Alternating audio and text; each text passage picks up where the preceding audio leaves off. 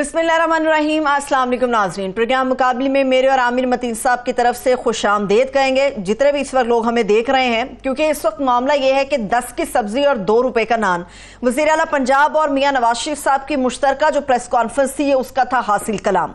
पंजाब के अंदर 201 से 500 यूनिट तक के जितने भी सार्फिन होंगे उनके लिए 2 महीने के लिए 14 रुपए फी यूनिट सस्ती बिजली कर दी गई है। बड़ी अच्छी बात है, इसके ऊपर तो हम आमिर साहब का तजिया लेंगे, मगर एक बहुत ही बड़ा सवाल और भी उठ खड़ा हुआ है कि क्या नवाज शरीफ साहब ने अपनी साहबजादी मरियम को शाबाश दे के वजीर आजम शहबाज शरीफ साहब के यानी कि अपने ही भाई के मुकाबले में खड़ा कर दिया है। इसके ऊपर हम बात करने जा रहे हैं, मगर इसके साथ साथ पाकिस्तान के अंदर एक और भी बहुत बड़ा इशू है, वो है इंटरनेट की बंदिश का।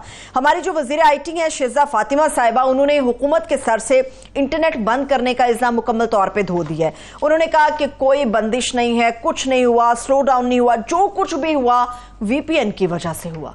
इसमें कितना सच है कितना झूठ है ये भी आप लोगों के साथ हम शेयर कर रहेंगे। आमिर साहब, वैसे एक बात है, 10 की सब्जी 2 रुपए के नान की जब हम बात करते हैं, 2017 में सुनहरा पाकिस्तान था, मान जाए इसमें? जी बिल्कुल, इसमें कोई बहस ही नहीं है कि वो सुनहरा तरीन दौर था। मगर 2017 का जो कट ऑफ डेट है उसके अंदर वो 2018 में भी उनकी गवर्नमेंट थी। हाँ। और उसके बाद PDM 2 की भी गवर्नमेंट चल रही है। वो वहाँ पे शुरू करते हैं, बल तो काफ़ी हक़ाइक़ जो है ना उनके एक फैक्ट चेक लगा देना चाहिए। मैं सिर्फ याद करा देता हूँ, बार बार कराता रहता हूँ कि 2017 के अंदर जो था ये हमारा 20 जो अरब रुपए का करंट अकाउंट का डेफिसिट था, कुछ 35 अरब डॉलर का वो हमारा ट्रेड डेफिसिट था, फॉरेन एक्सचेंज का बहुत बुरा हाल था। एक तो इनके फैक्ट चेक है वो रिपीट करते रहते हैं, मियाँ साहब को पता नहीं। अब ये तो नहीं कहा जा सकता कि इतने उम्र और इतने तजर्बे के बाद कि उनको जी गलत बताया जाता है, उनको खुद पता होना चाहिए। मगर वो 2018 तक भी उनकी गवर्नमेंट थी, फिर अभी भी जो है 2-2.5 साल हो गए इस गवर्नमेंट को। तो ये एक है। दूसरा, मैं समझता हूँ पहले मुस्बत बात करनी चाहिए। तो बिजली के बिलों से लोगों का बहुत बुरा हाल है। बिजली की लोड शेडिंग 10-10, 12-12, 16-16 घंटे होती है और बिल जो है ना डबल आए हैं, चीखें तो निकली हुई हैं। सो कहीं से भी कोई रिलीफ आए तो बड़ी अच्छी बात है, बहुत। मैं कहता हूँ मुझे तारीफ करनी चाहिए। मगर कुछ मसाइल आ गए हैं। एक सबसे बड़ा मसला तो ये आ गया है कि मियाँ नवाज शरीफ साहब वो बहरहाल 3 टाइम प्राइम मिनिस्टर हैं, वो नेशनल लीडर हैं। ये मैं नहीं कह रहा, ये फारूक सत्तार का आपने जो इब्तदाइये में जो दिखाया है टोटा, अगर वो दोबारा दिखा जा सके तो वो बता दीजिएगा, वो मज़ेदार है। उसमें वो जो कह रहे हैं कि जनाब देखें ये नेशनल लीडर हैं और ये शरफियाँ बांट रहे हैं। एक तो वो इमेज आ जाता ना बादशाह सलामत का तख्त लाहौर में बैठ के शरफियाँ बांटने वाला एक रवैया है ये बादशाह वाला। दूसरा, उनका ये कहना बिल्कुल हक बजानब है। पीपल्स पार्टी ने भी एहतजाज किया है, MQM ने भी किया है, जमात इस्लामी ने भी किया है कि जब नवाज शरीफ साथ बैठेंगे, मरियम बीबी वो पंजाब की चीफ मिनिस्टर हैं, अगर वो पंजाब को कोई रिलीफ देती हैं तो बिल्कुल उनका बहुत बड़ा क्रेडिट था। मगर जब नवाज शरीफ साहब साथ बैठते हैं तो वो 3 टाइम वज़ीर आज़म हैं, उनके छोटे भाई यहाँ पे प्राइम मिनिस्टर हैं, तो वो पाकिस्तान लेवल की बात करें, अगर वो पंजाब की करें। एक दूसरा जो आपने बड़ी शरारत की है, मैंने सवाल किया इब्तिदाइये में शरारत ये की अपने कि उन्होंने कहा जी वो मरियम बीबी की तो उन्होंने तारीफ़ कर दी कि शाबाश मरियम, मगर शहबाज शरीफ को उन्होंने कहा है कि शहबाज शरीफ को आवाम को रिलीफ देने की कोशिश करनी चाहिए। उनकी एक किस्म की सरजनिश कर दी है। तो ये जो तफरीक की जा रही है बेटी में और भाई में ना, ये फिर एक नोटिस की जाती है सतह पे हो रही, हम तो नहीं कर रहे आमिर साहब। वो नहीं, वो बिल्कुल तासुर आपका सिर्फ ये तासुर नहीं था, ये नजर आ रहा था कि ये किया गया कि पंजाब की गवर्नमेंट ठीक चल रही है, इस्लामाबाद की वफाक नहीं। उनको कहा है कि आप भी फॉलो करें, मरियम बीबी से सीखें। तो अपने भाई को ये कहना 25 साल की रफाकत, सियासी रफाकत के बाद कि मरियम अपनी भतीजी से कुछ सीखें, तो एक किस्म का ये तासुर तो फिर जाता है। दूसरा ये है कि उसमें एक जो और मसला आ जाता है कि मियाँ साहब, मैंने कहा ना फैक्ट चेक की बहुत ज़्यादा ज़रूरत है उनको, कि वो ये 1990 के एक तरीक़ाकार बन गया हुआ है कि आप रिपीट करते रहें, रिपीट कर दे जाए एक बात को तो वो सच बन जाता है। अभी ये सोशल मीडिया के ना ये 20वीं सदी के मसाइल थे। 21वीं जो सदी है और पिछले ये जो 10-15 साल का सोशल मीडिया का दौर है, इसमें हमें भी बड़ी मुहतात होना पड़ता है। बच्चा जो है वो हमारे फैक्ट चेक, एक छोटा सा छोटी सी गलती आ जाए तो वो उसके लिए माफ़ी नहीं है और इन्होंने तो पंजाब में बिल बनाया है जो डेफेमेशन, उसके अंदर गलती से भी गलती होने पे सजा रखी हुई है। तो अपनी जब इतनी बड़ी बड़ी गलतियां करते हैं, जब ये कह देते हैं कि बिजली की महंगी जो है कीमत वो पीटीआई की वजह से है, ये बहुत बड़ा एक ग्रॉस मिस इंटरप्रिटेशन नहीं, मैं कहूँगा एक गलत बयानी है, बहुत बड़ी गलत बयानी है, क्योंकि इसमें कोई अब बहस नहीं रह गई। इन्होंने खुद जो है मोहम्मद अली साहब को अब अपनी काबीना का हिस्सा बनाया है और उनकी अपनी ही रिपोर्ट के अंदर जो है उन्होंने 1990 के अंदर पीपल्स पार्टी और नून लीग की नवाज शरीफ साहब की बनाई हुई ये जो IPP कंपनियां थी और 2015 में ज्यादा 2014-15 में जो लगाई गई जो शहबाज शरीफ की पंजाब में और वफाक में नवाज शरीफ साहब की, सूबे और वफाक दोनों के अंदर जो प्लान जो मुआहदे किए गए वो सारे फ्लॉड थे और उसकी वजह से जो मुल्क की तबाही हुई है इसके अंदर कोई वो नहीं है। मैं सिर्फ जिक्र कर दूं कि आज इस बात का जिक्र जो है वो इन्होंने पाकिस्तान के, मैं समझता हूँ सबसे मायनाज इकोनॉमिस्ट जो है वो हैं आतिफ मियाँ।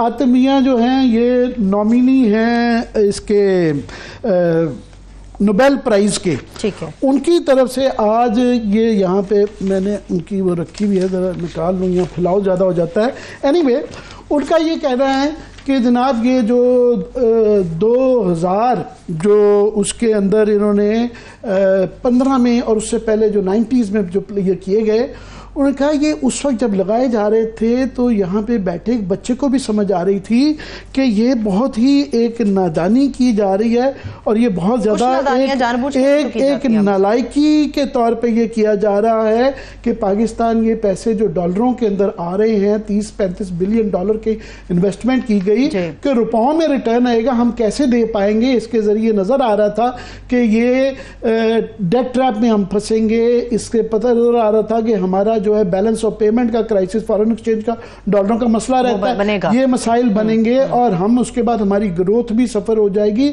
और ये भी होगा।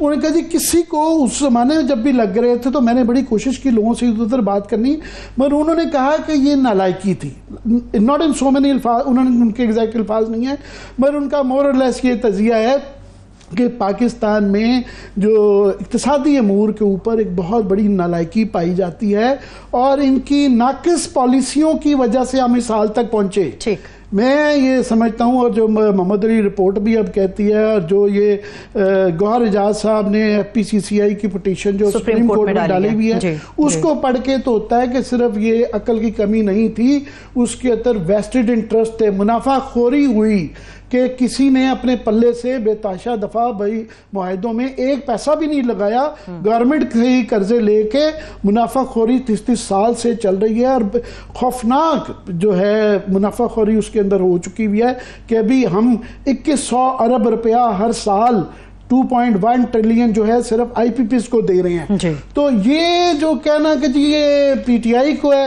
ये मैं समझता हूँ कि एक गलत बयानी है। एक अपना मान लेना चाहिए कि ये इकरार है, ये हमारी गलतियां, मानना तस्लीम करने में कोई किसी का छोटा नहीं। मैं लास्ट एक जुमला कह दूं कि इसके अंदर कि ये हल नहीं है।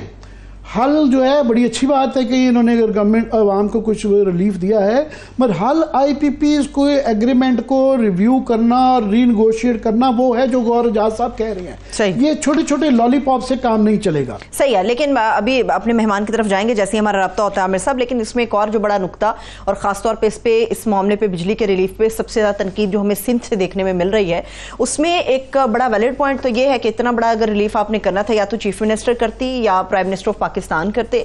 नवाज शरीफ साहब ने किस हैसियत में ये इतना बड़ा ऐलान किया है और ये जो पैसों की बात आ रही कि जो पंजाब ने अगर इतने पैसे दिए हैं तो यहां से भी बात पूरी होनी चाहिए और वजीर आजम को ये रिलीफ ओवरऑल देना चाहिए, क्योंकि तड़प हर शख्स रहा है, चाहे वो सिंध के अंदर है, चाहे वो पंजाब के अंदर है, चाहे वो बलोचिस्तान के अंदर है, चाहे वो KP के अंदर है, सब जगहों पर लोग तड़प रहे हैं।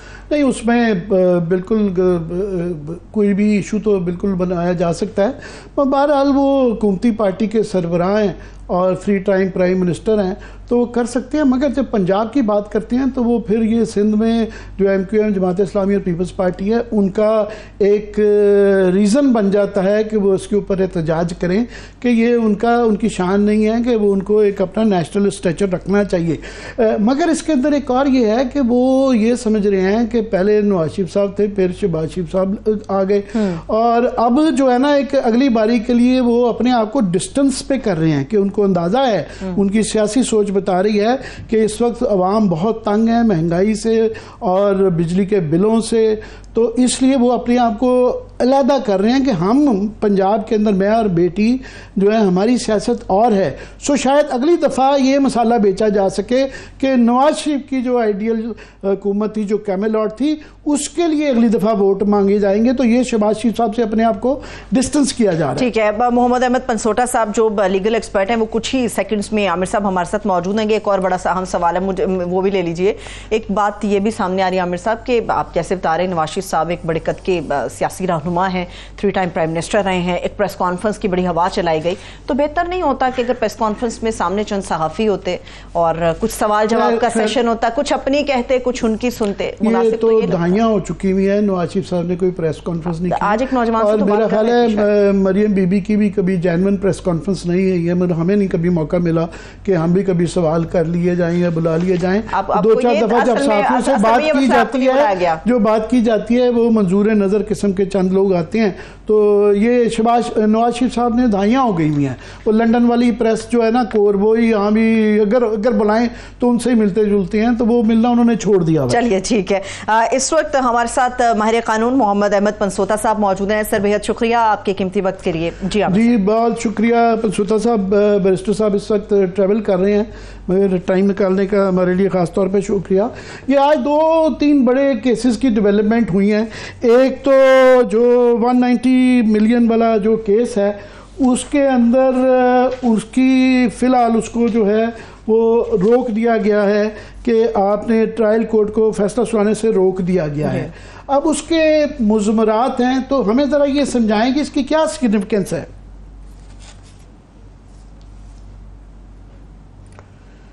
सर बेसिकली जो खान साहब की अगर आप देखें तो सारी की सारी जो लिटिगेशन है that is against Khan Sahab, one reason और the other it is failing with the gradual piece of time. और आप ये भी देखिए कि जितने केसेस हैं जिनमें स्पेशली कन्विक्शंस भी हैं, वो भी सारे के सारे केसेस इवेंचुअली जो हैं they have been set aside. और उसमें जो बुनियादी रीजन सब्सटेंस से पहली जो बात इंपॉर्टेंट है वो ये है कि जो प्रोसीजर है वो बड़ा एक हरिड जिसे कहते हैं ना, जिसमें एक हरिडली आपको एक चीज नजर आती है, और वो हमारे मैक्सिम ऑफ लॉ है कि justice hurried is justice buried.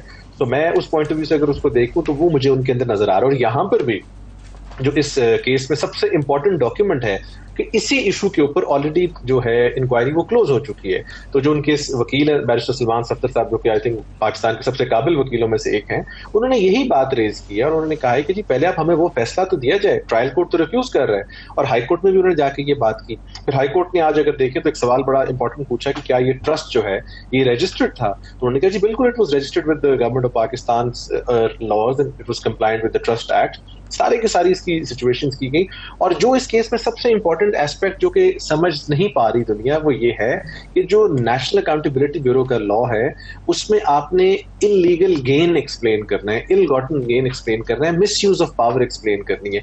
यहाँ पर ये कैसी मिस यूज ऑफ पावर है कि या एक ऐसा इलीगल गेन है कि जिसके रिजल्ट में वो चीज भी बन जाती है, वो पैसे भी आके एक थर्ड अकाउंट, बल्कि पाकिस्तान के सबसे इंपॉर्टेंट अकाउंट में पार्क हो जाते हैं सुप्रीम कोर्ट में, और किसी किस्म की कोई एम्बेजलमेंट नहीं होती, कोई फाइनेंशियल विड्रॉल नहीं है, लेकिन उसके बावजूद नेशनल अकाउंटेबिलिटी ब्यूरो ये कहती है कि ये फायदा लिया गया। और जो यूनिवर्सिटी बनाई गई जिसके अगेंस्ट इस ट्रस्ट डीड को प्रेजेंट किया जाता है, नो डाउट ये 2-3 लोग ट्रस्टीज हैं उसमें, लेकिन ट्रस्टी कभी भी, याद रखिए ट्रस्ट का लॉ जो है वो बड़ा बेसिक लॉ है कि उसके अंदर ट्रस्टी कभी बेनिफिशियरी नहीं हो सकता।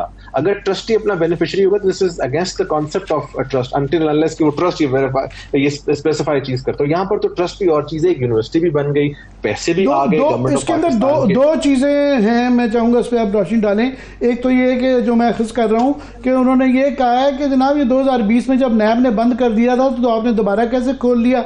दूसरा, एक नैब की तरामीम के खिलाफ जो है कानून के अंदर गवर्नमेंट सुप्रीम कोर्ट गालबन गई हुई है। अगर ये टाइमिंग का भी मैटर है कि अगर वो फैसला आ जाता है तो ये तोशाखाना का केस और 190 मिलियन का केस ये इन्फ्रक्चुअस भी हो सकता है, इसके ऊपर भी इम्पैक्ट आएगा। इससे ज्यादा इंपॉर्टेंट बात जो आपने पहली की है कि अगर एक इंक्वायरी एक ही बात पर होके क्लोज हो गई है, ठीक है, आप दोबारा इंक्वायर करना चाहते हैं, आपको कोई रोक नहीं सकता, लेकिन आपने इस किस्म की इंक्वायरीज और तो कभी हुदैबिया या किसी और किस जगह पर तो नैतिया फुर्तिया नहीं देखी। सो अगर आप इस किस्म की इंक्वायरी करना भी चाहते हैं तो एटलीस्ट जो डिफेंस साइड है उनका ये राइट तो है कि उनके पास वो इनिशियल इंक्वायरी हो, ताकि वो उस इंक्वायरी के बेसिस को देख सकें किसके ऊपर वो आपने क्लोज किए। How is it possible that the same institution is closing that inquiry at one stage and at the similar stage एक different area time point in time पर उसको वो दोबारा शुरू कर देते। फिर जो आपने नैब तरमीम केस की बात की, नो डाउट खान साहब ने वो सारे के सारी जो चीजें उसको चैलेंज किया हुआ है, अगर वो लेट्स से फैसला उनके हक में आता है तो वो एक डिफरेंट चीज है, लेकिन अगर वो विथस्टैंड करती है तो ये केस की सारी नौयत ही डिफरेंट होती है। सो वो चीज भी देखने तलब। तो आई थिंक इन सारे सर्कमस्टांसेस को मद्देनजर रखते हुए डिविजनल बेंच जो है इस्लामाबाद हाईकोर्ट का, इट इज क्वाइट कोग्निजेंट कि ये फैसला जो है, क्योंकि आपने कोई नेशनल अकाउंटेबिलिटी ब्यूरो की जो परफॉर्मेंस है उसके ऊपर खान साहब के केसेस को छोड़ लें, अगर आप अतर मनीला साहब या बाकी सुप्रीम कोर्ट की जजमेंट्स देख लें, शायद हकान अब्बासी साहब के केस में, साद रफीक साहब के केस में और सेवरल अदर पॉलिटिशियंस, तो आपको नेशनल अकाउंटेबिलिटी ब्यूरो की परफॉर्मेंस सामने आ जाएगी कि नैब की परफॉर्मेंस है क्या या उनका तरीका वारदात है क्या। तो इस चीज को सामने रखते हुए आप एक एक्स प्राइम मिनिस्टर को कन्विक्ट कर रहे हैं, सो आप एटलीस्ट अनटिल एंड अनलेस के बियॉन्ड रीजनेबल डाउट या कोई इस तरह की सिचुएशन होगी तो आप करेंगे। ये कोई मकसद ये तो नहीं है कि आपने हरिडली एक काम करना है। आप देखें ना कितने गवाह हो गए, हम इतने क्रिमिनल ट्रायल्स करते हैं, सिविल ट्रायल्स करते हैं, हमें तो साल गवाह कराने का मौका नहीं मिलता, बट ये बड़ी यूनिक सिचुएशन है जिसमें गवाह भी घंटों में हो जाते हैं और सारी की सारी चीजें की तो रात 10-10 बजे तक होती हैं। सो मैं ये नहीं कह रहा कि जल्दी करने में नुकसान है, मैं ये कह रहा हूं कि वो इंसाफ का तकाजा जो पाकिस्तान का आम शहरी डिजर्व करता है या वो तकाजा जो उसको मिलता है वही आपने खान साहब को देना है ना जी। Khan Sahab is no different from that, अगर आपने उनको शहरी की डेफिनेशन में लाना आइन के तहत, लेकिन अगर आप ये कहेंगे कि जी उनको आपने रैपिड स्पीड पर एक सजा देनी है तो उसका तो फिर वो कभी भी विथस्टैंड नहीं करेगी। मैं तो इसी चीज के तो मैं बोलता हूँ कि ये काम वंस फॉर ऑल एटलीस्ट हमें भी पता लगना चाहिए कि क्या इसमें क्रिमिनलिटी थी कि नहीं थी। अगर थी तो ऑफकोर्स जो भी हो सजा होनी चाहिए, बट अगर क्रिमिनलिटी नहीं थी तो बरी होना चाहिए। ये जो हरिडली काम होता है उसमें सारे के सारे केसेस बाद में रफ अप हो जाते हैं and in the end we are bound to say कि जी पाकिस्तान के तमाम वज़राए आज़म जो हैं उनके साथ जुल्म होता है और कभी भी मेरिट्स पर चीज नहीं आती। तो ये भी एक साइड है जो कि हमें देखनी है when we are deciding cases against the ex prime minister of any time. जी एक और केस जो है वो बुशरा बीबी और नजमुल साकिब की जो ऑडियो लीक्स केस है उसके अंदर भी सुप्रीम कोर्ट ने इस्लामाबाद हाई कोर्ट को कार्रवाई से मना कर दिया है। अब यहाँ पे बड़ा रेयरली होता है कि हमारे यहाँ ये जो इलीगल गैर कानूनी तौर पे जो रिकॉर्डिंग्स की जाती थी उसके ऊपर ये बड़ा ही इशू रहा है, पहले भी कई दफ़ा सुप्रीम कोर्ट तक ने इसका टेकअप किया हुआ है। तो वो बड़ा एक डेयरिंग मैं समझता हूँ बाबा सत्तार साहब का ये वाला इसकी प्रोसीडिंग्स चल रही थी, अब उसकी इनडेफिनेट पीरियड तक कोई डेट भी नहीं आई तो ये लटक गया मामला। देखिए सर, ये जो इशू है ना जी रिकॉर्डिंग्स वाला, इसके ऊपर ऑलरेडी जो मुजवजा कानून या जो आपकी जजमेंट्स जो मौजूद है on the record, they clearly indicate कि जो रिकॉर्डिंग है तब तक किसी की नहीं की जा सकती जब तक उस आदमी को आप इन्फॉर्म ना करें।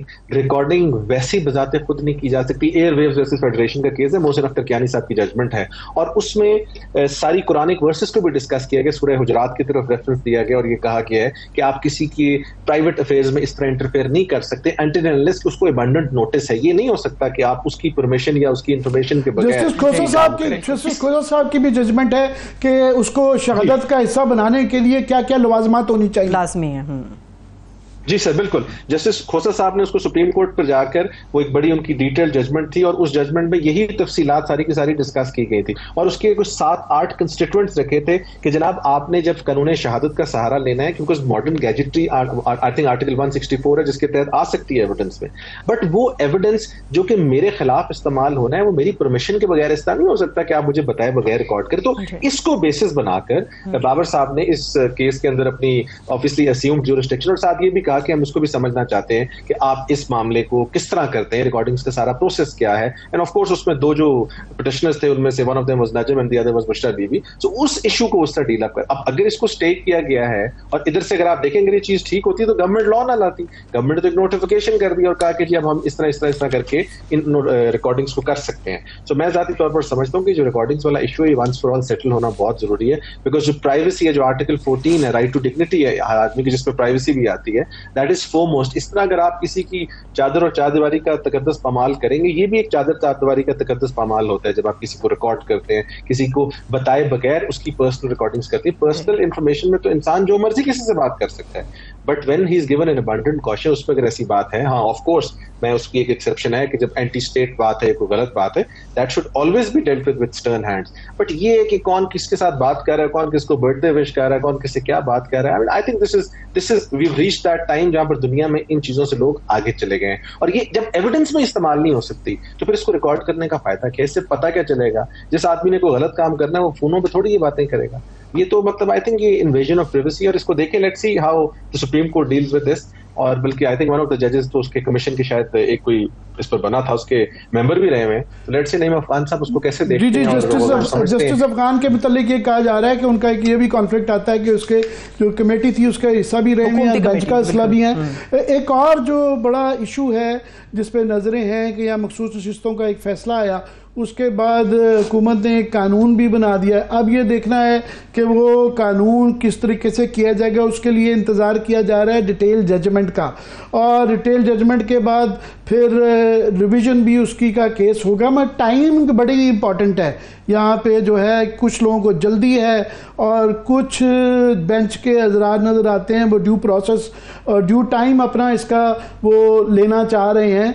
तो क्या इसके मतलब बताएंगे कि इसके अंदर, क्योंकि बहुत ज़्यादा डिटेल जजमेंट के अंदर काफ़ी जो इश्यूज हैं जिनके मतलब यहाँ पर हम बात करते रहते हैं टीवी प्रोग्रामों में, तो वो क्लैरिफाई होने हैं। सर पहली बात ये है कि जो ये सारी की सारी डिबेट है, इस पर मैं आपके साथ एक दफा पहले भी बात की थी कि जो आइन की सुप्रीमेसी की डिबेट है, ये अचानक इस मुल्क में पार्लियामेंट सुप्रीम हो जाती है, अचानक कभी कभी सुप्रीम कोर्ट सुप्रीम हो जाती है, कभी कोई तीसरा इदारा सुप्रीम हो जाता है। ये सुप्रीमेसी की जो बैटल है ना, that has been put to rest in 1973 जब पाकिस्तान का आइन बना था, जिसमें लिखा हुआ था कि इसने ये करना है, इसने ये करना है, कभी कोई चौथा सतून ऐड हो जाता है। तो ये सारी की सारी चीजें जो है ना, they have all been put to rest. अब उसमें ये कहा गया है कि जो ऑन कॉन्स्टिट्यूशन और सुप्रीम है, अगर पार्लियामेंट चाहती है कि सुप्रीम कोर्ट की किसी जजमेंट को सेट असाइड कर दे, तो उनको 2/3 अक्सरियत से करना है वो जजमेंट जिसमें पॉइंट ऑफ लॉ या कॉन्स्टिट्यूशन इंटरप्रेट ना हुआ हो। अगर वो 2/3 अक्सरियत हो भी तब भी वो काम नहीं कर सकते, लेकिन उसके बगैर अगर कोई जजमेंट है वो कर सकते हैं। तो पहला तो अमल है ये, इनके पास 2/3 अक्सरियत नहीं। दूसरी बात ये कि जब सुप्रीम कोर्ट की एक फुल मेंबर बेंच जो है वो एक चीज के ऊपर डायलेट कर रहे हैं जिसमें से 10-11 का व्यू एक है, बड़ा क्लियर है, तो आप देख सकते हैं कि 2 जजेस जो है उसके ऊपर अपनी इंडिकेट करते हैं, और ये 2 जजेस पाकिस्तान में ये बता रहे हैं कि आप किसी का गलत ऑर्डर ना माने, तो उसका मतलब है फिर 11 का ऑर्डर ना मानना चाहिए, उनके मुताबिक तो गलत है। तो मैं यहाँ पर जो सारी की सारी बात करना चाह रहा हूँ वो ये है कि सुप्रीम कोर्ट की जजमेंट का जो तफसीली फैसला है, जब तक वो नहीं आएगा आपको ये पता ही नहीं लग सकता कि किसने किस बेसिस पर ये एक्शन लिया है। आप रेट्रोस्पेक्टिविटी की बात करें या prospective effect of this legislation बात करें, वो बात तब तक रेलेवेंट नहीं। अब साथ साथ जल्दी भी है। मैं 1-2 PMLN के लोगों को ये कहते हुए भी सुना है कि जब सुप्रीम कोर्ट गलत फैसला कर दे तो आप कानून बनाकर उनको बताते हैं कि ये चीज ऐसे ठीक नहीं है। This is beyond my understanding कि पाकिस्तान के 13 जजेस को इस चीज का पता ही नहीं है, या 11 को, कि ये आइन की आर्टिकल 51 की इंटरप्रिटेशन कैसे होनी है। और paragraph 5 short order clearly article 51 को रिफर करता है। ये ऐसी बात नहीं है कि कोई 104 को आप हमारे यहाँ ये पहले भी एक्सप्लेन कर चुके हैं कि सुप्रीम जो है वो सिर्फ आइन है, और आइन के अंदर जो है अवाम ताकत का सर चश्मा है। मगर यहाँ क्योंकि थोड़ी सी लीगल से ज्यादा पॉलिटिकल बहस इसलिए आ जाती है कि इस तरह अभी आपने फरमाया कि आइनी तरमीम जरूरत होगी, तो इस जजमेंट के वन वे और अनदर जाने से वो जो नंबर्स गेम है आइनी तरमीम करने के लिए, वो एक तो बहुत तब्दील हो सकती है। दूसरा टाइमिंग इसलिए भी इंपॉर्टेंट हुई हुई है कि अक्टूबर तक जो मौजूदा चीफ जस्टिस है, हालांकि ये तासुर होना नहीं चाहिए, पर यहाँ ये क्योंकि ओपनली ये बातें हो रही हैं तो टाइमिंग इसलिए भी इंपॉर्टेंट होती हुई है कि कुछ को है कि उनके होते हुए हो जाए, कुछ कह रहे हैं कि नहीं इसका due process of time and वो इसका रेलेवेंट नहीं होना चाहिए। देखिए सर, अगर तो ये if it goes to that level जहां पर आपने चीफ जस्टिस के ओहदे को एक्सटेंशन देनी है, तो जहां तक मौजूदा चीफ जस्टिस को मैं जानता हूं, मेरी बड़ी अपीयरेंस है उनके आगे, मतलब मेरे उनके साथ काफी जजमेंट्स पर इख्तलाफ हो सकते हैं, बट जितना मैं उनको जानता हूं, I think he will be the last man to accept any extension. तो उनको तो एक्सटेंशन की बात करना ही गलत बात है, लेकिन स्टिल अगर गवर्नमेंट समझती है कि उनको एक्सटेंशन देनी है तो ये भी चैलेंज होगी, और सुप्रीम कोर्ट में ही चैलेंज होगी। तो सुप्रीम कोर्ट में जब ये चैलेंज होगी चीज, अगर हम मानते हैं कि वो नंबर गेम पूरी हो जाती है, तो वहां पर ऑलरेडी आपके पास प्लेथोरा ऑफ जजमेंट्स है जिसमें किसी आपने बुनियादी आईनी ढांचे को जब छेड़ना है तो उसके अंदर आपको इंटरफेरेंस की कितना स्कोप है, वो सब चीजें बड़ी कैटेगोरिकली क्लियर है। सो मैं समझता हूं, मैं तो पर्सनली कई जगहों पर, चूंकि आपके सवाल का तो मैं हमेशा बहुत सीरियस लेता हूं, इसलिए मैंने इसका जवाब दिया, वरना तो I genuinely don't even advert to this, मतलब beyond my understanding. Barrister Sahab उसके लिए इसलिए भी मैंने भी बार बार इसलिए आपसे पूछ लिया कि ये बहस एक दिन में खत्म होती है कि अगर ये कहीं से इंडिकेशन गवर्नमेंट की तरफ से आ जाए, या मंसूर अली शाह साहब का पिछले जब फाइजा साहब की अपॉइंटमेंट होनी थी तो नोटिफिकेशन वेल बियॉन्ड टाइम आ गया था, वो टाइम क्रॉस हो चुका है, पर इसको क्लैरिफाई एक दिन में किया जा सकता है ये ऐलान करके कि जी वो नहीं इंटरेस्टेड हैं और बिल्कुल ये ऑन द कार्ड्स नहीं है। मंसूर शाह साहब आगे होंगे।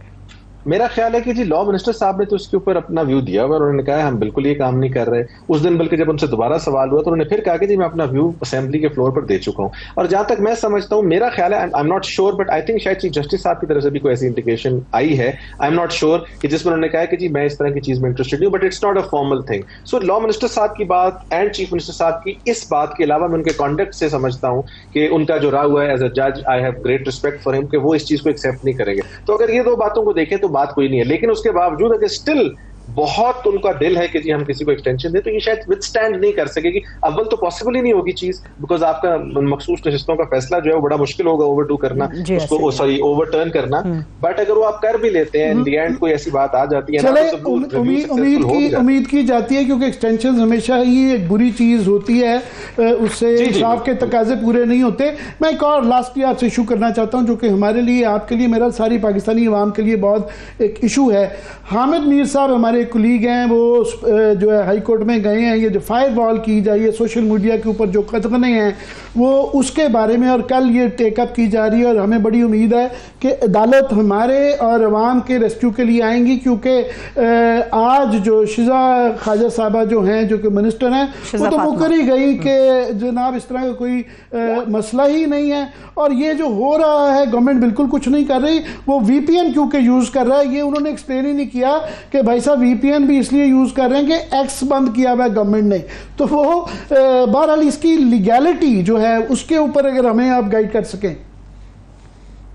देखिए जी, पहली तो बात यह है कि जो राइट टू इंटरनेट है in the present day and world, वो is a fundamental right now. Pakistan की सुप्रीम कोर्ट भी, पाकिस्तान की हाई कोर्ट भी इन चीजों पर क्लियर है। जस्टिस अख्तर की तो बड़ी क्लियर जजमेंट है इस पॉइंट पर कि जो राइट टू इंटरनेट है, सर्विस जो है, अनइंटरप्टेड राइट है, वो आप उसको नहीं छेड़ सकते, बिकॉज वो आपका फ्रीडम ऑफ इंफॉर्मेशन में भी आता है, वो आपकी हर चीज उसके थ्रू आती है। और पाकिस्तान का तो इस वक्त primary source of information is internet. बच्चे स्कूलों में भी इंटरनेट पर पढ़ रहे हैं, उनको टैबलेट्स हर चीज पर पढ़ाया जा रहा है, और इस तरह का सिचुएशन, उसको अगर आप गैग करेंगे, रोकेंगे, तो उससे बेनिफिट कोई नहीं मिल रहा। सेकेंडली, जो VPN का इस्तेमाल है, VPN का इस्तेमाल दुनिया के मेजॉरिटी ऑफ द मुल्कों में इसको इलीगल है, पाकिस्तान में भी असूली तौर पर तो ये इलीगल है। लेकिन जब आप देखते हैं कि पाकिस्तान के वजीर आजम साहब अचानक ट्विटर के ऊपर ट्वीट कर देते हैं, तो वो ऑफ कोर्स VPN का इस्तेमाल है। शहजाद साहबा ने भी ये बात की है। तो मैं तो समझता हूँ कि सबसे पहले इस चीज की इंक्वायरी होनी चाहिए कि ये कैसे ट्वीट्स कर पा रहे हैं। चले एक आवाम तो करे, उसको तो आप इस बात पर पकड़े या ना पकड़े।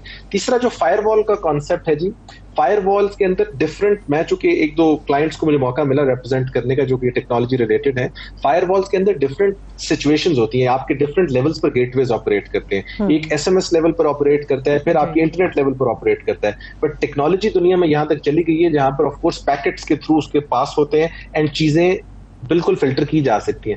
बट उस लेवल पर जब आप फिल्टरेशन करेंगे, I personally feel that would tantamount to sort of interfering a lot in private information and private domain, जिस तरह के भी हमने पहले एक केस डिस्कस किया था ऑडियो लीक्स का। तो इस चीज को रोके बगैर, हाँ, मैं बिल्कुल इस चीज के हक में हूं कि जहां आपके आइन की एक्सेप्शंस हैं, या आपके आइन की वायलेशन होती है, उन इंस्टेंसेस में इंटरनेट और no internet, you should take everybody to task. लेकिन if you take it to a level, इस लेवल पर चले जाएंगे कि आपने एक रेडी वाले को भी इसके अंदर फायरवॉल और इन चीजों में लाना है, तो फिर of course internet speed slow होगी, आपकी इंटरनेट सर्विसेज पाकिस्तान में स्लो होगी। जब वो स्लो होंगी तो आधी से ज्यादा दुनिया, देखिए आपका मीडिया व्यवस्था, मैं आपके साथ स्काइप पे बात कर रहा हूँ, अगर इंटरनेट ही नहीं चल रहा होगा तो मैंने आपसे क्या बात करना है, तो ऑटोमेटिकली एक एक्सेस टू इन्फॉर्मेशन कट जाती है। So I think that should be protected at all cost, and I think Shiza Sahiba को should take this very seriously कि जो प्रोविजन ऑफ इंटरनेट है with its valid speed is a fundamental right now. अगर आप उसको if you displace that through any action, तो वो I think will not sustain and should not sustain in the present circumstances. बहुत बहुत शुक्रिया barrister साहब, आपने बड़ी एनलाइटनिंग आपकी गुफ्तगू थी। मैं सिर्फ इसके ऊपर 2-4 मिनट अगर आपके पास हैं बच्चे से पहले कि एक तो ये जो आउटराइटली जो डिनाई कर दिया जाता है कि नहीं जी हम तो कुछ कर ही नहीं रहे, ये कुछ खुदा का खौफ करना चाहिए गवर्नमेंट की अपनी तरफ से। इनके अपने ही जो मामू हैं इनके ख्वाजा आसिफ साहब, अब गालिबन इनके मामू, बहरहाल वो मामू को मामू बनाएं, बाकी सारी कौम को ना बनाएं। ये बहरहाल जैसी कैसी भी है लूली लंगड़ी सही, मेरा इलेक्टेड गवर्नमेंट है, ये निगरान गवर्नमेंट तो ये करती थी, ओपनली मुकर जाते थे। पूछना चाहिए कि अगर नेटवर्क स्लो नहीं किया तो $500 मिलियन का नुकसान कहां से हुआ फ्रीलांसर्स को? पूरा पाकिस्तान रो रहा है, $500 मिलियन का नुकसान हो गया। और ये कौन है?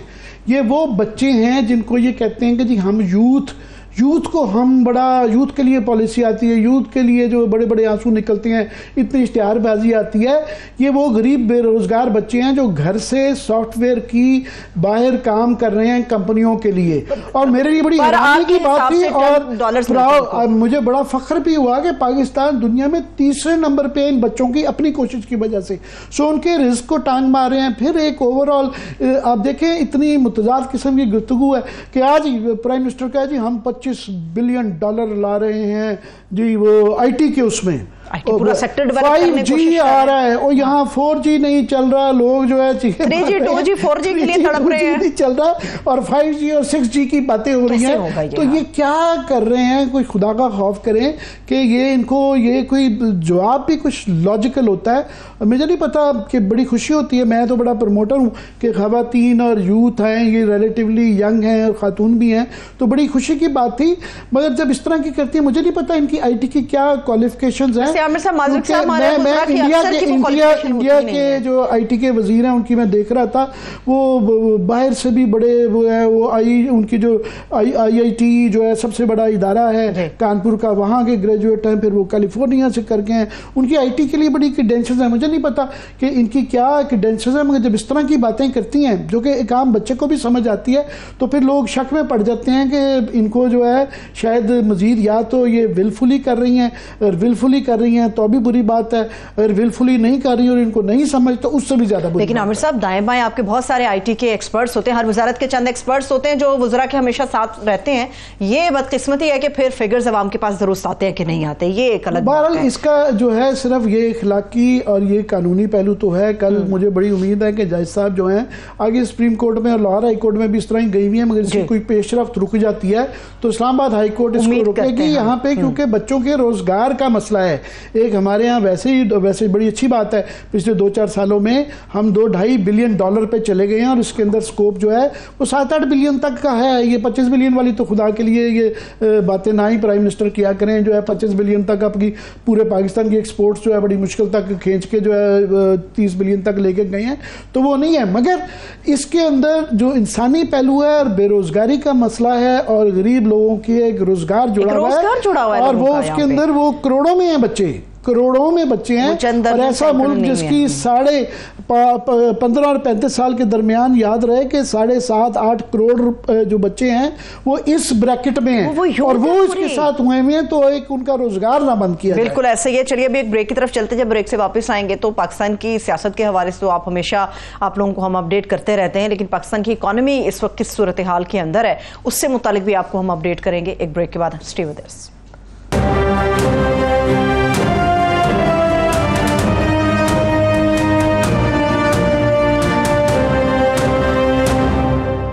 ब्रेक के बाद एक मरतबा फिर से तमाम देखने वालों को हम खुश आमदेद कहेंगे। सियासत की बात हम कर चुके थे, अब हम बात करने जा रहे हैं उस एक मर्ज की जिसको दवा तो बहुत ज़रूरी चाहिए मगर नहीं मिल पा रही। वो है पाकिस्तान की इकॉनमी, हमारी जो मैशत है उसका पहिया जिस तरह से चल रहा है, रुक रुक के चल रहा है। उस पर बात करने के लिए इस वक्त हमारे साथ माहिर मुआशियत डॉक्टर शाहिद हसन सिद्दीकी साहब भी मौजूद है। डॉक्टर साहब बेहद शुक्रिया आपके कीमती वक्त के लिए। आमिर साहब इस मर्ज की दवा इन्हीं से लेंगे। जी डॉक्टर साहब, ये मैं जिक्र करता रहता हूँ कि 2 फेसेस ऑफ पाकिस्तान के गवर्नमेंट से ही सुन लिया जाए तो लगता है कि यहाँ पे दूध और शहद की नहरें बह रही हैं, मगर फिर खुद ही जो है ना अपने आप को कॉन्ट्रडिक्ट भी कर देते हैं।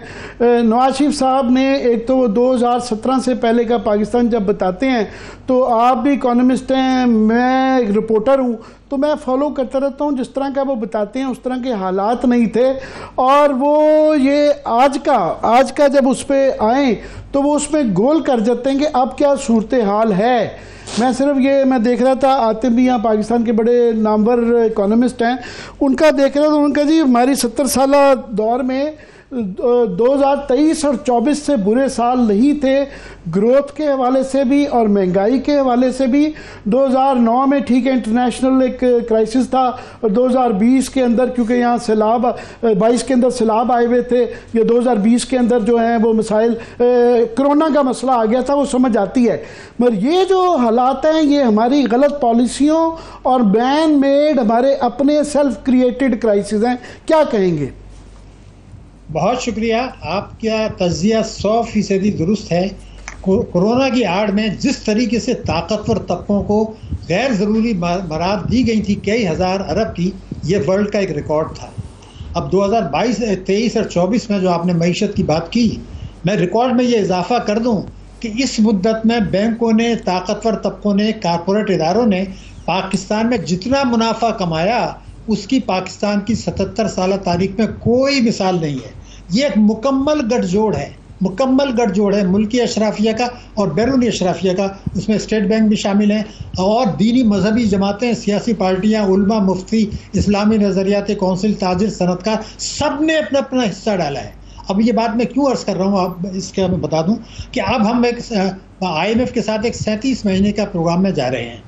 ये मैं आपको रिकॉर्ड पे बता रहा हूँ कि 37 महीने तक पाकिस्तान की मईशत लड़खड़ाती रहेगी, हमारी गर्दन 4 मुल्कों के हाथ में रहेगी। जो रोल ओवर्स कर रहे हैं वो 1 साल के लिए किया है, वो अमेरिका, चीन, सऊदी अरब और यूएई जब चाहें वो ब्रेक लगा दें। हमें अपने इनकी रोल ओवर हर साल कराना पड़ेगा, हमें मज़ीद कर्ज़ों की रीशेड्यूलिंग करानी पड़ेगी, उसके बाद भी गुजारा नहीं होगा। और तीसरी बात ये कि मुल्की कर्ज़ों को भी आगे चल के रीशेड्यूल करना पड़ेगा। हुकूमत ने जो आदाद शुमार रखे हैं 2027 की इस हुकूमत ने, उसकी रोशनी में एक आम आदमी भी ये कह सकता है कि बुनियाद रख दी गई है, बुनियाद रख दी गई है कि 2027 के बाद हम 25 प्रोग्राम में IMF के पास जाएंगे। मगर अफसोस की बात यह है कि अपोजिशन की जो जमातें हैं, तहरीक इंसाफ के अलावा भी जो हैं, वो कभी ये बातें करने के बजाय सिर्फ ये करते हैं कि लूट लिया, बर्बाद कर लिया, कभी भी स्पेसिफिक बात से इज्तनाब करते हैं। इसलिए करते हैं कि उससे ताकतवर तबकों के मफादात पर ज़र पड़ती है। अभी मैं बात आपको इसको भी बता दूं कि हमने ये कहा कि 2027 तक टैक्स GDP का तनासुब 13% रहेगा। माजी में ये 14.4% था, लेकिन जब ये 14.4 था तो कर्ज़ों पर सूद जो था वो तकरीबन बहुत कम था, 100 रुपये में 62 रुपये सूद था। अब तो 100 रुपये में 122 रुपये सूद है। तो इसका मतलब ये है कि तमाम पार्टियों ने इस बात पर रजामंदी जाहिर कर दी है या खामोशी कि ये जो 15,000 अरब रुपया वज़ीर आज़म ने कहा था कि FBR कम वसूल कर रहा है, सिर्फ FBR अगर सूबों का शामिल कर लें तो 22,000 अरब रुपया सालाना हम कम वसूल कर रहे हैं। और तमाम पार्टियां इस बात पर खामोश है। कोई ये नहीं कहता कि जनाब अगर ये 15,000 या 22,000 आपने वसूल करना है तो टैक्स GDP 13 नहीं होगा, ये तो फिर 17, 18, 19 होगा। एक और मैं आपको रिकॉर्ड पर बात बता दूं, एक मिडिल क्लास का आदमी, मिडिल क्लास का, जिसके पास 200 गज का मकान था, अगर वो उस मकान को बेचे तो उसको 4 करोड़ रुपए मिलते हैं। आपको मैं यकीन दिला रहा हूं कि जब वो 4 करोड़ उसके पास आएंगे जो उसने 200 गज का मकान बेचा है, तो उसको रात की नींद हराम हो जाएगी कि उस पर 40% उसके मुनाफे पर टैक्स लगा दिया। अभी देखिए दुनिया में कहीं हमने नहीं देखा, पाकिस्तान में भी डिपॉजिट पर पहले तो 0 होता था मुनाफे पर, फिर 10% कर दिया था, अब ये उन्होंने 40% कर दिया। यानी ये कह रहे हैं कि बेवकूफ़ आदमी, तुम डॉलर बैंकों में पैसा मत रखो, तुम इसके डॉलर बना लो, बाहर भेज दो। मुझे आप बताइए कि बैंकों का मुनाफा, बैंकों में जो पैसा रखा था, ये तो वो पैसा है जिस पर हम टैक्स दे चुके थे। अब बैंक ने अगर मुनाफा दिया तो आप 10% उस पर ले लें। आप टैक्स लूटने वालों से तो, कौमी दौलत लूटने वालों से तो 6% टैक्स लेते हैं। जिसने बैंक में जमा कराया, मुल्की बचतें की, उसको आप कह रहे हैं 40% टैक्स दे दो तो वो डॉलर बनाएगा। ये क्यों कर रहे हैं? ये इसलिए कर रहे हैं कि 15,000 या 22,000 टैक्सों की वसूली कम, मुल्की बचतें जो माजी का रिकॉर्ड है उससे तकरीबन 10,000 अरब रुपया एक साल में कम वसूल कर रहे हैं। और कायद-ए-आज़म ने, आपको याद होगा, 1 जुलाई 48 को जब स्टेट बैंक का बुनियाद रखा था तो उन्होंने बचतों की अहमियत बताई थी कि कर्जों के बजाय बचतों पे जाओ। अब एक साजिश हो रही है, मगर मैं ये कहना चाहता हूँ अगर तीनों पार्टियां कर रही हैं तो ये बजट पे डॉक्टर साहब, ये इस पे हम कल तफसील से स्टोरी भी कर रहे हैं कि एक तरफ वो ऑस्टेरिटी की बातें कर देते हैं, मगर अपना उनका जो गवर्नमेंट का एक्सपेंडिचर इन बजट के अंदर वो सबका डबल हो गया है। पार्लियामेंट का भी डबल हो गया है, सदारती महल का भी डबल हो गया है, गवर्नमेंट का एक्सपेंडिचर भी डबल हो गया है। एक दो चार डिपार्टमेंट बंद करने की सिर्फ बातें हो रही हैं, पर रोज़ की कोई दो चार हर महीने में नई अथॉरिटीज़ बन जाती हैं। पर आप जो डरा रहे हैं कि बाद में भी IMF के हमारा क्या बुरा हाल होगा, और अभी हम we are not out of the woods और इस मुश्किलात से ही निकले। पर यहाँ तो आज की ये मैं खबर देख रहा था कि 28 अगस्त को IMF का इजलास है और उसके अंदर बाकी एजेंडे के अंदर पाकिस्तान का जिक्र नहीं है, जिससे कि अभी भी ये शक रहते हैं कि हमारा ये एग्रीमेंट अभी मौजूदा शराइत में भी, सख्त शराइत में भी कबूल होता है या नहीं होता। मैं ये समझता हूँ ये 2-4 दिन ऊपर नीचे होगा, इसकी अहमियत नहीं है। अहमियत ये है कि इसके बाद हमें 2027 के बाद फिर IMF के पास जाना पड़ेगा, जबकि चीन का शायद ऑप्शन अवेलेबल नहीं होगा, अमेरिका नहीं इजाज़त देगा। तो मैं तो अभी भी एक हल एक और मेरे जहन में आया, मैं आपको बता दूं, 25A है। 25A वो ये है कि हर बच्चे को मुफ्त और लाजमी तालीम देनी है। तो जब सुप्रीम कोर्ट में आइन का 25A आर्टिकल 25A आइन के अंदर है, ये मैं नाज़रीन को बता रहा हूँ जी, मैं अर्ज कर दूं, उसमें यह है कि 26 मिलियन बच्चे हमारे स्कूल नहीं जा रहे। तो सुप्रीम कोर्ट जो है वो बेइंतहा मुकदमात कर रही है, सियासी मुकदमात, रिजर्व सीट्स के, इलेक्शन के। मेरा तो ख्याल ये था कि वो एक खुद नोटिस लें और उसमें ये कहें कि भाई देखो 25A है, इसमें हर बच्चे को तालीम देनी है। 26 मिलियन बच्चे स्कूल नहीं जा रहे। तीनों पार्टियों ने जो वायदे किए थे एलोकेट करने का, उसका 1/3 भी नहीं किया। तो सुप्रीम कोर्ट अब उनको ये हुक्म दे कि हम ये कहते हैं कि आप 25A के तहत 26 मिलियन बच्चों को 5 साल में मुकम्मल जो है वो तालीम दें, तो उसको कम से कम हर साल 50 लाख बच्चे स्कूल भेजें। उसके मुताबिक बजट बना दें पहले तो, और उसमें तालीम का बजट, कितने स्कूल चाहिए, कितनी डबल शिफ्ट चाहिए, कितने उस्ताद चाहिए, पहले तो ये रख दें। उसके बाद आप सेहत के लिए 2.5% मिनिमम चाहिए, वो रख दें। उसके बाद दिफा का रख दें। उसके बाद जो कर्ज़ों पर सूद देना है वो रख दें। उसके बाद ये कहें कि जी आप अपने अखराजात कर लें, और जो टैक्सों की ईमानदारी से वसूली है अवाम पर बोझ डाले बगैर कर लें। तो मैं आपको यकीन दिला रहा हूँ पाकिस्तान की किस्मत बदल जाएगी। ये सब कुछ अशराफिया कर लें, लेकिन अगर सुप्रीम कोर्ट ये हिम्मत कर ले, 25A को कर ले, तो आप ये देखेंगे कि मेरे मुल्क की जो जब 22,000 अरब का मैं आपको बता रहा हूँ टैक्सों की चोरी है, यह वसूल नहीं हो रहे। वज़ीर-ए-आज़म 15,000 खुद कह रहे हैं FBR का। तो ये तो डॉक्टर साहब आप बात कर रहे हैं कि कैसा होना चाहिए, जो मैं बात कर रहा हूँ जो इस वक्त सूरत हाल है। ये आतिफ मियाँ ने आज एक ग्राफ शेयर कर गया है, उसे देख के मुझे जब से ये देखा है तकलीफ़ हुई है कि उन्होंने सिर्फ गूगल का एक क्वेरी गूगल के ऊपर डाल के चेक किया कि कितने बच्चे या पाकिस्तानी जो हैं वो बैरून मुल्क के वीज़ा के लिए अप्लाई कर रहे हैं। वो पता चला जी दुनिया में हाईएस्ट ऊँचा ग्राफ है। और पिछले 2 साल में जो ये मैं बता रहा हूँ कि पाकिस्तान के बुरे तरीन साल रहे, उसमें ये ग्राफ जो है ये 10-15% पे था, ये 60% पे यूं करके ऊपर पहाड़ी की तरह जो है ना बिल्कुल स्टीप ऊपर जा रहा है। तो ये तो है हालात। मगर यहाँ एक और मज़े खेल बात है कि यहाँ पे ये लड़ाई ये चल रही है कि पहले एक ये गोरा था स्टीफन डेक्रॉन साहब, प्राइम मिनिस्टर उनको लेके आए कि हमारा इकनॉमिक प्लान बनाए। पहले तो छोटे गोरे लेके आए, औरंगजेब साहब के बाहर से आए हैं, फिर एक बड़ा गोरा असली गोरा आ गया। अब उस असली गोरे के ऊपर भी इसहाक डार के साथ एक 7 बंदर की कमेटी बना दी कि आप पाकिस्तान का अपना जो है होम ग्रोन इकनॉमिक मॉडल बनाएं। तो यहाँ पे जो है बुनियादी बातें जिस तरह आप कह रहे हैं कि बुनियादी इस्लाहात कर लें तो मामला ठीक हो, एक तरफ इतना आसान लगता है, मगर एक तरफ मुश्किल इतना लगता है कि एक कमेटी के बाद दूसरी कमेटी, तीसरी कमेटी बनती जा रही है। भाई साहब बात यह है कि मैं आपको यकीन दिला रहा हूँ ये कौम के साथ बहुत भोंडा मजाक है, बहुत भोंडा मजाक है। इसलिए कि मैं आपको बता दूं मुस्लिम लीग नून का मंशूर में क्या लिखा हुआ है। नंबर 1, वफाक और सूबे हर किस्म की आमदनी पर टैक्स लगाएंगे। ये फैसला इन्होंने कर लिया है कि 2027 तक नहीं लगाएंगे। नॉन फाइलर्स भी है, विद होल्डिंग टैक्स भी है। पहली कंडीशन, वो कहते हैं इसके बगैर मईशत ठीक नहीं हो सकती, उनके अल्फाज हैं। दूसरे कहते हैं मईशत ठीक नहीं हो सकती जब तक मईशत को दस्तावेजी नहीं बनाए। अब इन्होंने बता दिया कि अगले चंद वर्षों में दस्तावेजी नहीं बनेगा। तीसरा वो कहते हैं कि जब तक काले धन को सफ़ेद होने से नहीं रोकते मईशत ठीक नहीं हो सकती। ये उनके अल्फाज हैं, मेरे नहीं है।